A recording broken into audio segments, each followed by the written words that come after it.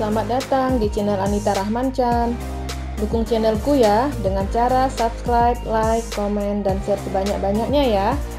Satu lagi, bunyikan loncengnya agar kalian dapat update terbaru dari novelku. Terima kasih. Episode 126.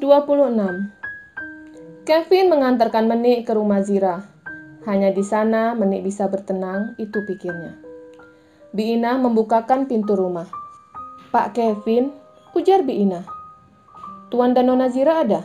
tanya Kevin. "Ada sebentar." Bi Ina masuk ke dalam memanggilkan majikannya.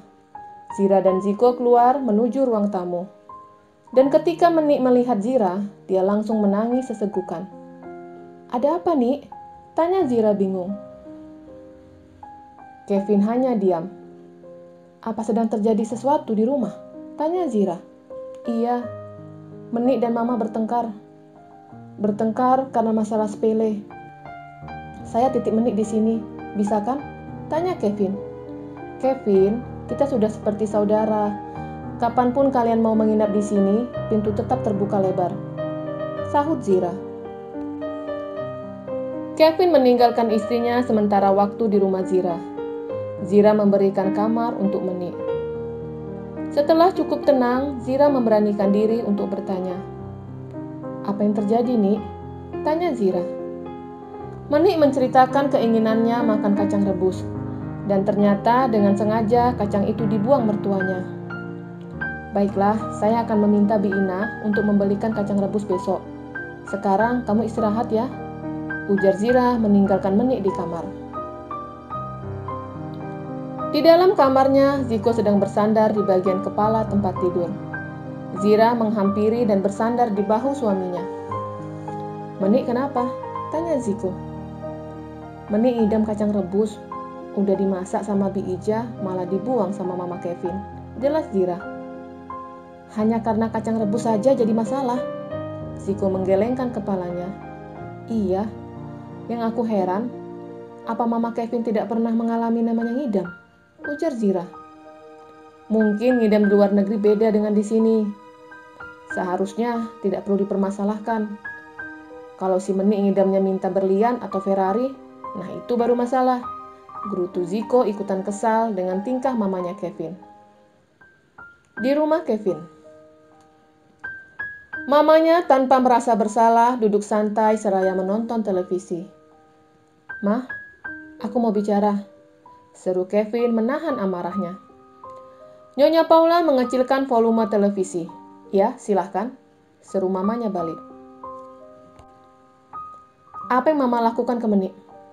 seru Kevin masih berdiri di depan mamanya. "Tidak ada. Mama hanya membuang kacang rebus, itu saja," berujar dengan cukup santai. "Itu saja kata Mama. Menik ngidam, Ma. Kenapa Mama selalu mempersulit Menik? Kenapa?" Kevin tidak bisa menahan amarahnya. Sikap mamanya benar-benar membuatnya emosi. Nyonya Paula berdiri di depan anaknya. "Sekarang kamu membelanya. Mama yang telah melahirkan kamu, tapi dengan gampangnya kamu memarahi Mama," bentak mamanya. Kevin menurunkan suaranya. Dia tidak ingin menjadi anak durhaka. "Ma, aku mohon jangan bersikap seperti ini. Menik sekarang pergi dari rumah," ujar Kevin sedih seraya bersimpuh di kaki mamanya. "Mama tidak mengusirnya, itu kemauan dia." Nyonya Paula merasa dirinya benar. Wanita parubaya itu meninggalkan anaknya yang masih bersimpuh di kakinya. "Baiklah, kalau itu mau Mama." Nyonya Paula membalikkan badannya dan menoleh ke arah anaknya. "Aku juga akan keluar dari rumah ini." Sama halnya dengan Menik, Kevin membawa pakaiannya ke rumah Zira. Nyonya Paula tersenyum. Menurutnya, anak dan menantunya hanya menggertaknya. Pergi dari rumah, tapi hanya ke tetangga depan, gumam Nyonya Paula. Zira dan Ziko kaget karena Kevin ikut pindah ke rumahnya. "Maaf Tuan, untuk sementara ini saya dan Menik numpang," ujar Kevin. Zira dan Ziko dengan senang hati menerima pasangan suami istri itu. Malam harinya, Langit terlihat rapi, memakai celana jeans dan kaos oblong. "Kakak mau kemana?" tanya Pelangi. Mau ke apartemen Bima? Sahut Langit seraya memakai sepatunya. Aku ikut, ujar Pelangi dan segera berlari ke kamarnya mengganti pakaiannya. Aku sudah siap. Pelangi berdiri di depan kakaknya. Langit masih tetap bengong menatap adiknya. Ayo kak, kok bengong? Ajak Pelangi. Kemarin kamu bilang ke kakak tidak mau berhubungan dengan Bima. Tapi kenapa sekarang? Tanya Langit bingung. Kakak apa tidak kasihan sama aku? Dulu di apartemen ada Eyang. Sekarang aku sendirian. Apa kakak tega meninggalkan aku sendirian? Jelas Pelangi. Baiklah, kamu boleh ikut. Tapi jangan pernah menyinggung tentang pekerjaan Bima. Pelangi menganggukkan kepalanya. Dia berjanji untuk tidak mengungkit pekerjaan Bima. Kedua kakak beradik itu telah sampai di apartemen Bima. Bima menyambut saudara kembar itu dengan ramah. Ayo masuk, aku sedang masak. Anggap rumah sendiri. Ujar Bima segera berlalu ke dapur. Pelangi melihat apartemen yang rapi, begitupun dengan kamar terlihat rapi. Berbeda dengan kamarnya yang berantakan. Kamar siapa ini? Teriak Pelangi karena Bima ada di dapur. Yang cat warna pink kamar kakakku, dia sering kesini. Sahut Bima teriak. Pelangi masuk ke kamar Menik. Dia menatap foto kakak beradik itu. Dia seperti memperhatikan dirinya dengan kakaknya. Itu Kak Menik, ujar Bima yang sedang berdiri di depan pintu. Pelangi segera keluar kamar. Dia melihat dapur. Kamu masak apa? Tanya Pelangi. Masak semur ayam dan tumis kangkung. Sahut Bima yang terlihat piawai dalam menggoreng ayam. Sepertinya kamu pintar masak, puji Pelangi. Aku hanya bisa masak seperti ini. Itu pun belajar dari Kak Menik, sahut Bima. Boleh aku mencobanya? Bima menyerahkan ayam yang ada di mangkok. Pelangi ingin mencoba menggoreng ayam. Seumur hidupnya belum pernah dia menggoreng, apalagi memegang ayam mentah. Memasukkan potongan ayam pertama ke dalam penggorengan. Au! Pelangi teriak karena tangannya kena cipratan minyak. Au, sakit! Rengek Pelangi meniup tangannya yang panas. Bima tersenyum. Sikap manja Pelangi membuatnya lucu. Bima mengambil alih semua potongan ayam untuk dimasukkan ke dalam penggorengan. Pelangi masih meringis. Sini. Bima membawa Pelangi duduk di kursi makan. Bima mengolesi odol ke tangan gadis itu. Apa ini?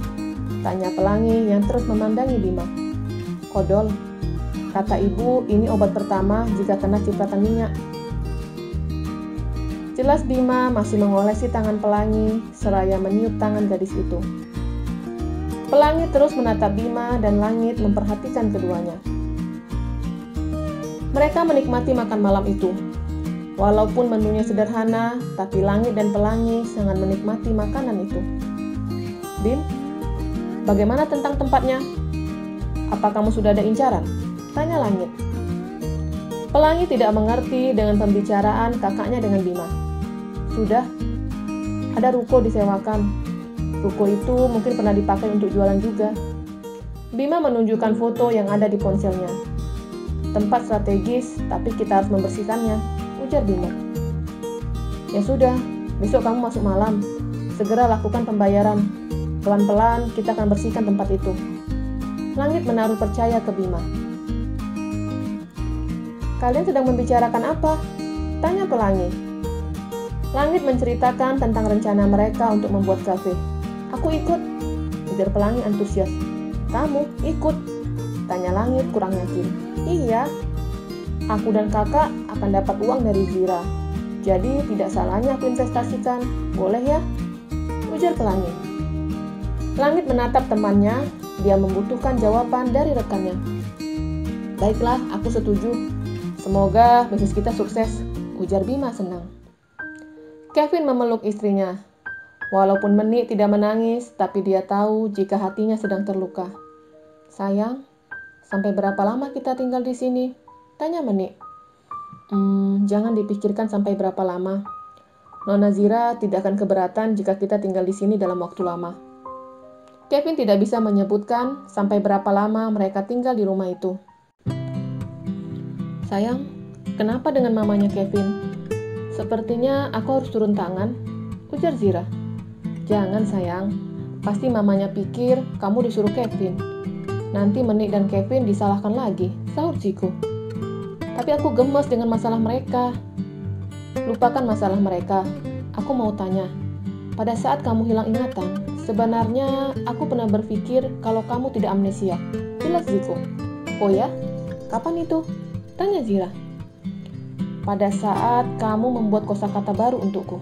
Santoso lah, bola lampu. Karena Kevin pernah mengatakan ke aku, kalau kosakata Nona Zira ada yang baru, tandanya kamu sadar. Jelas Ziko. Tapi kenapa kamu tidak langsung mengatakan ke aku? Tanya Zira. Sebenarnya aku ingin menanyakan, tapi belayan dan jurus kamu di kasur membuatku lupa. Ujar Ziko genit. Dasar ubi kayu, pikirannya hanya lubang. Zira mencubit suaminya. Jelas aku memikirkan itu.